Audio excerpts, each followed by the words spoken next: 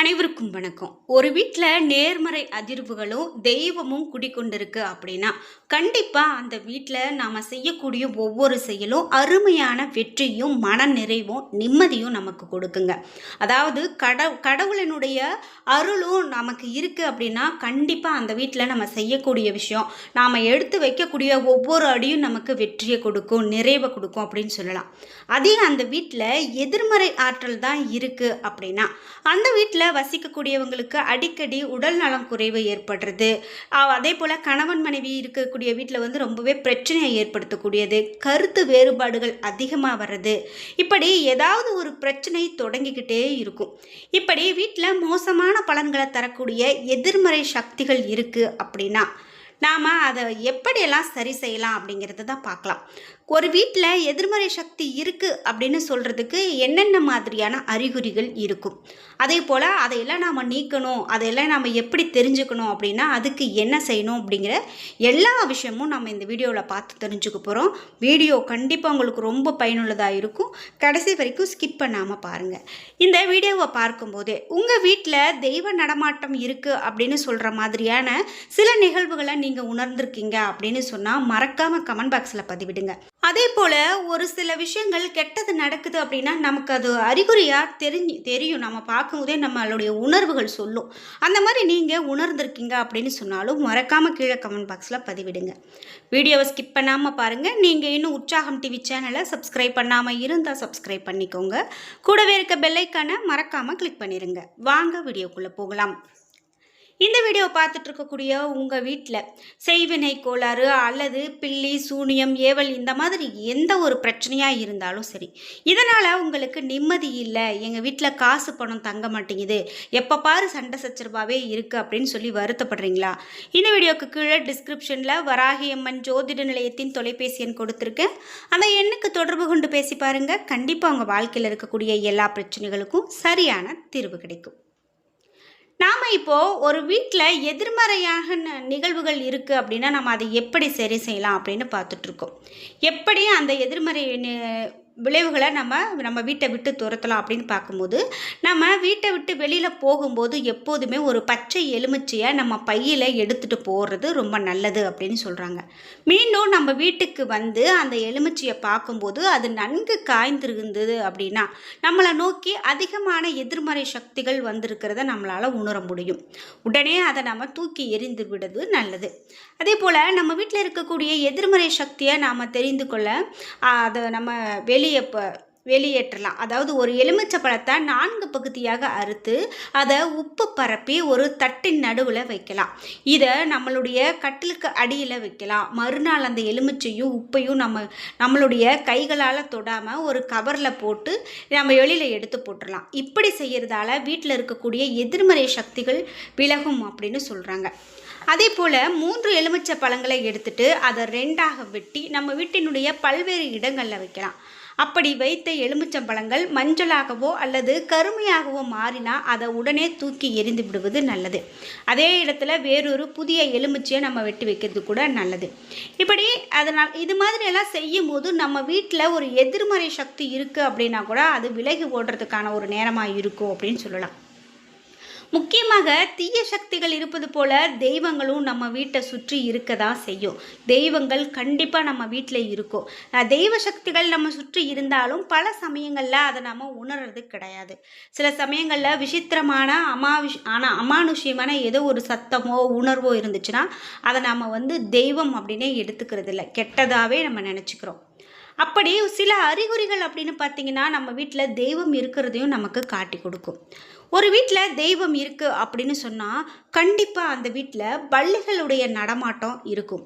எல்லா வீட்லேயும் தானே பல்லி இருக்குது, இது என்ன நீங்கள் புதுசாக சொல்கிறீங்க அப்படின்னு கேட்டால், அதாவது பல்லிகளுடைய நடமாட்டம் இருந்தாலும் பூஜை அறையில் பல்லிகள் இருப்பது, அந்த பூஜை அறையில் இருந்து கொண்டே அந்த பல்லிகள் சத்தம் போடுவது, இந்த மாதிரியான விஷயங்கள் நடக்கும்போது கண்டிப்பாக நம்ம வீட்டில் தெய்வத்தினுடைய அருள் இருக்கிறது அப்படின்னு சொல்லலாம்.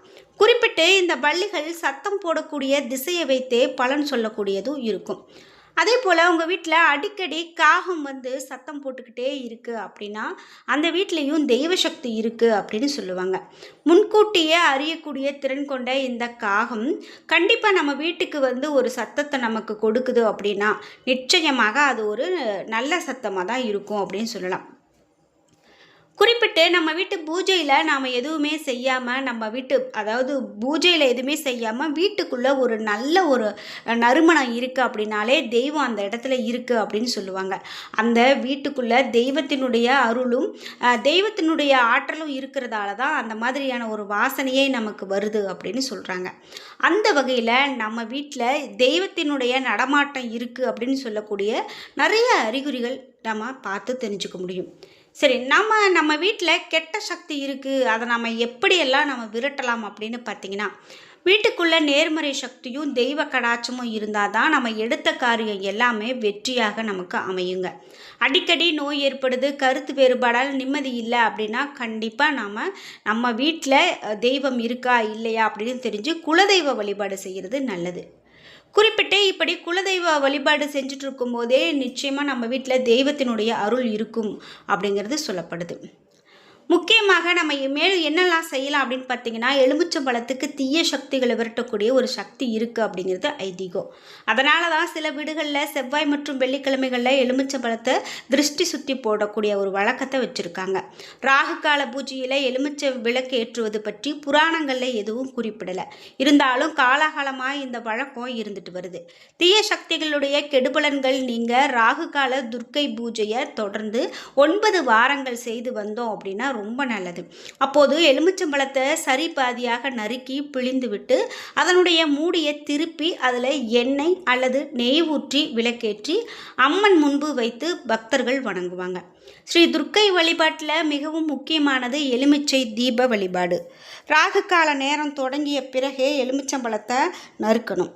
அதற்கு முன்பே நறுக்கி வைத்தா கூடாது, அப்படி செய்யக்கூடாது. அதே போல் எலுமிச்சம் தேவக்கனி அப்படின்னு சொல்கிறாங்க. அதை நறுக்கும்போது தோஷங்கள் ஏற்படலாம். எனவே பழத்தை நறுக்கும்போது ஐம் என்ற சரஸ்வதியினுடைய பீஜ மந்திரத்தை நம்ம சொல்கிறது நல்லது. பழத்தினுடைய சாரை பிழிந்துட்டு அந்த மூடியை வெளிப்பக்கமாக திருப்பும்போது மகாலட்சுமிக்கு உரிய க்ரீம் என்ற மந்திரத்தை உச்சரிக்கிறது அவசியம் அப்படின்னு சொல்கிறாங்க. தூய்மையான புதிய பஞ்சுத்திரியை எலுமிச்சை மூடியில் போட்டு நல்லெண்ணெய் அல்லது நெய் ஊற்றும்போது க்ளீம் என்ற தேவியினுடைய மந்திரத்தை சொல்லலாம். எலுமிச்சை விளக்கை ஏற்றும்போது சாமுண்டாயே விச்சை என்று சொல்லி தீபம் ஏற்றலாம். இந்த சொல்லுக்கு முப்பெரும் தேவியரான அம்பிகை, லக்ஷ்மி, சரஸ்வதி ஆகியோருடைய அருளை ஒரு சேர தரக்கூடிய சண்டிகா தேவியை அருள்க என்று பொருள்படுது. இந்த தீபத்தை அடுத்தவர் ஏற்றிய விளக்கில் ஏற்றக்கூடாது. விளக்கின ஜோடியாகத்தான் வைக்க வேண்டும். தீப ஒளி அம்மனை நோக்கியவாறு இருக்க வேண்டும். பூஜையின் போது அம்மனுக்கு மல்லிகைப்பூ அல்லது மஞ்சள் சாமந்திப்பூ மட்டுமே சாற்ற வேண்டும். அம்மனுக்கு அர்ச்சனை செய்வதாக இருந்தால் அம்பிகையினுடைய பெயரில் அர்ச்சனை செய்த பின்னரே விளக்கு ஏற்ற வேண்டும். விளக்கு ஏற்றிய பிறகு 3 சுற்றுகள் வலம் வந்து நாம் நமஸ்கரிக்க வேண்டும். அதனுடைய பிறகு 20 நிமிடங்கள் அங்கேயே அமர்ந்திருக்க வேண்டும். அப்போது துர்க்கையினுடைய மந்திரங்கள் மற்றும் பாடல்களை உச்சரித்தவாறு இருப்பது ரொம்ப சிறப்பு. அடுத்ததாக உடனே கோயிலை விட்டு வெளியேறி விடணும். இது ராகுவால் உண்டாகக்கூடிய கஷ்ட நிவர்த்தி பூஜை என்பதால் நவகிரகம் சுற்றுவது கூடாது. வீடு திரும்பி பூஜை அறையில் ஒரு நெய் தீபம் ஏற்றி ஊதுபத்திகள் ஏற்றி கற்பூர ஆராதனைகள் காட்டலாம். அதே போல் வீட்டில் இப்படி ஏற்றிய தீபம் அணையும் வரை வெளியில் செல்லக்கூடாது. இவ்வாறு 9 வாரங்கள் செய்வதால் வேண்டிய பலன்கள் கிடைக்கும். வீட்டில் எலுமிச்சை விளக்கு நாம் வழிபாடு செய்யக்கூடாது. எலுமிச்சைக்கு மிகப்பெரிய சக்தி இருக்கிறதால தான் அது அம்பிகையினுடைய திரிசூலத்தில் ஒரு அங்கமாக விளங்குது. தீய சக்திகள் வீட்டில் நுழையாமல் தடுக்க எலுமிச்சையை 2ஆக நறுக்கி அதை குங்குமத்தில் ஒத்தி வாசற்கதவின் இருபுறமும் வைப்பது வழக்கம். அதே போல் கண் திருஷ்டி விலக எலுமிச்சை பழத்தை சுற்றி போடுவதும் வழக்கம். எலுமிச்சையால் துர்காதேவிக்கு ராகு காலத்தில் தீபம் ஏற்றும் போது பல பிரச்சனைகள் தீருது. குறிப்பிட்ட ஞாயிற்றுக்கிழமை மாலை 4:30 மணியிலிருந்து 6 மணி வரை இருக்கக்கூடிய ராகு காலத்தில் அம்மனுக்கு எலுமிச்சை தீபம் ஏற்றினால் தீராத நோய்கள் தீரும். செவ்வாய்க்கிழமை மாலை 3லிருந்து 4:30 மணி வரை இருக்கக்கூடிய ராகு காலத்தில் அம்மனுக்கு எலுமிச்சை தீபம் ஏற்றினால் குடும்பத்தில் இருக்கக்கூடிய பிரச்சனைகள் தீரும். வெள்ளிக்கிழமை காலை 10:30லிருந்து 12 மணி வரை இருக்கக்கூடிய ராகு காலத்தில் 2 எலுமிச்சை தீபம் ஏற்றி அம்மனை மனமுருகி வேண்டினா சந்தோஷமாக வாழ வழி பிறக்கும். என்ன நண்பர்களே, இன்னைக்கு வீடியோவில் நம்ம வீட்டில் கடவுளினுடைய அருள் இருக்கிறதா இல்லையா அப்படிங்கிற ஒரு அற்புதமான தகவலை தெரிஞ்சுக்கிட்டோம். இந்த வீடியோ கண்டிப்பாக உங்களுக்கு ரொம்ப பயனுள்ளதாகவும் பிடித்ததாகவும் இருந்திருக்கும். வீடியோ உங்களுக்கு பிடிச்சிருந்தா லைக் பண்ணுங்கள், ஷேர் பண்ணுங்கள், கமெண்ட் பண்ணுங்கள். நீங்கள் இன்னும் உற்சாகம் டிவி சேனலை சப்ஸ்கிரைப் பண்ணாமல் இருந்தால் சப்ஸ்கிரைப் பண்ணிக்கோங்க. கூடவே இருக்க பெல் ஐக்கானை மறக்காமல் கிளிக் பண்ணிடுங்க. நன்றி வியூவர்ஸ்.